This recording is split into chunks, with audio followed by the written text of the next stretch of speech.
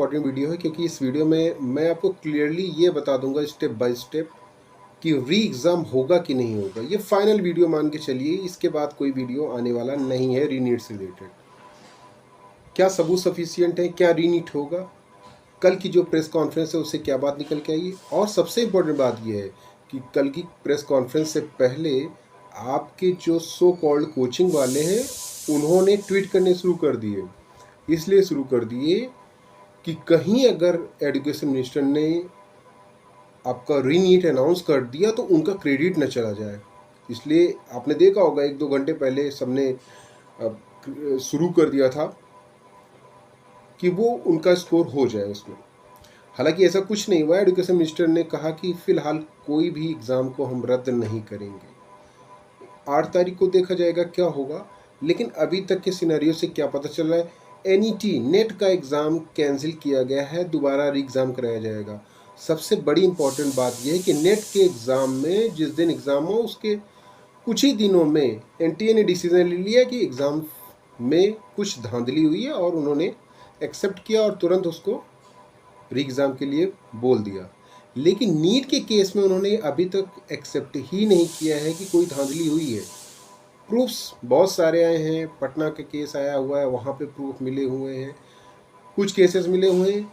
क्या इतने लेवल तक चीटिंग हुई है कि एग्ज़ाम को कैंसिल करवा सके, ये भी जांच का विषय है। क्योंकि आप लोग ये सोच रहे होगे कि सबूत तो बहुत सारे मिल रहे हैं, न्यूज़पेपर में भी देखिए तो 8-10 सबूत दिखाया जाएगा कि पटना में यहाँ ये मिला, बच्चे ने एक्सेप्ट किया कि हमें रटाया गया था, हमने ये किया वो किया, हमें यहाँ से मिला। पॉलिटिशियन भी एक दूसरे को आरोप लगा रहे। लेकिन एनटीए अभी तक इस बात से बिल्कुल एग्री नहीं है कि इतने जो भी सबूत मिले हुए ये क्या पूरे एग्ज़ाम को कैंसिल करा सकते हैं। सबसे ज़रूरी बात यह है कि 8 जुलाई से पहले 23 को तो एग्ज़ाम आपका हो ही जा रहा है, री एग्ज़ाम। अगर ये री एग्ज़ाम हो जाता है तो आपको क्या लगता है कि 23 को री एग्ज़ाम होगा, उसके बाद 8 जुलाई को फिर से एग्ज़ाम कैंसिल होगा, फिर से दोबारा एग्ज़ाम होगा, जिसके चांसेस कम लग रहे हैं। हालांकि ये तो सुप्रीम कोर्ट का डिसीजन, लेकिन अगर आप खुद माइंड यूज़ करके देखोगे तो आपको समझ में आ जाएगा। तो कहने का सीधा सीधा मतलब ये, क्योंकि एनटीए जो उसके पास मुद्दे थे वो उसने सॉल्व कर दिए। 1563 बच्चों वाला था वो तो एग्ज़ाम करा ही देगा।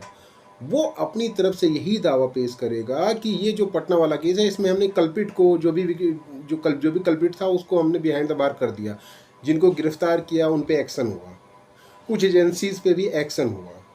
ये पॉइंट्स वहाँ पे रखे जाएंगे और साथ ही साथ ये भी पॉइंट रखा जाएगा कि 1563 बच्चों का जो ग्रेस मार्क्स का इशू था वो भी हमने सॉल्व कर दिया। अब जो सबूत आते हैं, क्या ये सबूत बेसिकली सबूत तो आए हैं, प्रूफ आए हैं, मैं मानता हूँ, लेकिन क्या ये प्रूफ पूरे 24 लाख बच्चों के एग्ज़ाम को कैंसिल करा सकते हैं, ये ज़रूरी बात है, जिसके चांसेस कम हैं। अगर आप देखोगे तो नहीं तो एनटीए अभी तक एक्सेप्ट कर लिया होता। एनटीए नहीं एक्सेप्ट कर रहा है। इवन कल की प्रेस कॉन्फ्रेंस में भी हमें ऐसा रीनीट जैसा कुछ लगा नहीं। मतलब ये है कि पूरी कोशिश है कि री एग्ज़ाम ना कराया जाए, और री एग्ज़ाम कराया भी जाए तो 1563 बच्चों का जो ऑलरेडी हो रहा है।